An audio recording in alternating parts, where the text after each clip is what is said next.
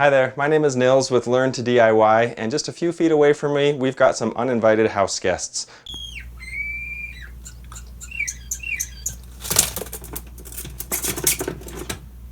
Right here behind the dryer, we've got some birds living in our dryer vent line. So we're going to show you how to clear out any critters that are in your dryer vent line, as well as how to prevent them from ever coming back. Alright, the first thing we need to do once we've identified the issue is to come out to the outside of the home where the dryer vent is, and we're going to actually just remove this vent for now. In my case, it's never been removed, and there's stucco on here, so it's going to be a little chore to get that out, exposing the screws and everything. But we'll take that out, and then we'll go on to our next step, which is getting everything out of the dryer vent itself.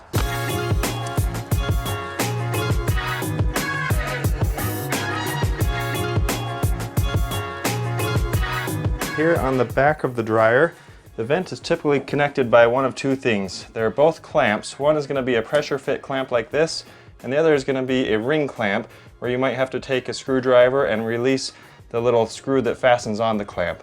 So in this case, it's just a squeeze fit, so I can take it off like that, check in here, and I see almost nothing in here, which is actually really good. It means these birds that were in here were really just getting started. I see a rubber band, some grass, and not much else. So we caught this before it got too bad, but you may actually have a nest in there or something like that, so you're going to want to make sure to remove that. Now, because I've checked in this dryer line and there are no living creatures in there that I have to remove manually, if you do have that, you can actually just pull them out. You can use some grabbers to pull them out. I really just have some debris. They were trying to start a nest in here, but luckily we've intervened before that actually got into full swing. So probably the fastest way to get this thing cleaned out is just to use a leaf blower. So that's what I'm going to do here.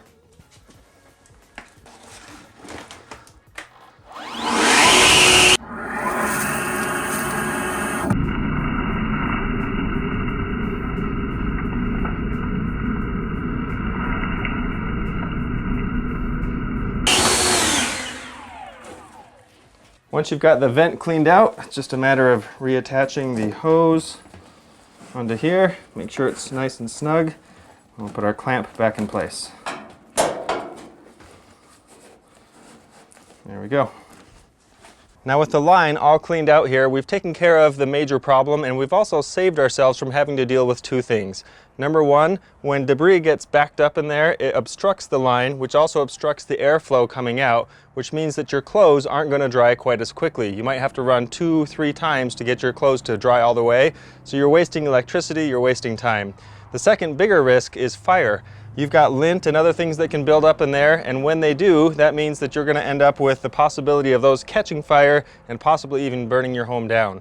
So with those risks out of the way, let's make sure that that never happens again. So there's a couple of options that we have here. The first one that I would recommend is just to put everything back the way you took it out, and then to put a cover over it. You can actually purchase a simple plastic critter cover for about $6 US on Amazon. I'll put the links in the description below so you can check that out. And then that's just a cover that goes over your existing fitting here, and then you can just fasten that into place and you're good to go.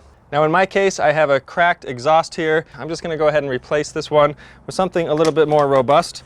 So I'm going to be using this wall exhaust here, and this is a little bit stronger. It's aluminum, and it's also got a really nice feature of a little flap here that lets the air out but doesn't let things in. And then it's got the little cage that we talked about on the bottom to make sure critters don't get in there as well.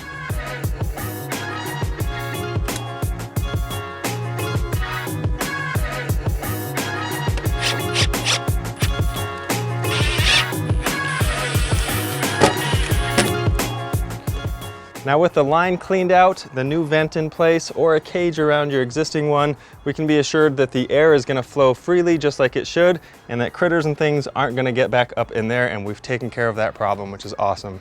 So if you want to learn more about joining the Learn to DIY Club, where you can get exclusive offers to free swag and DIY goodies, be sure to check out the Patreon link in the description below.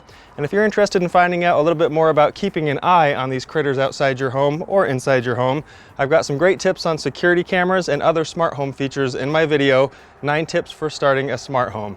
So be sure to check that out next for tips on how to start your smart home or enhance the one that you already have.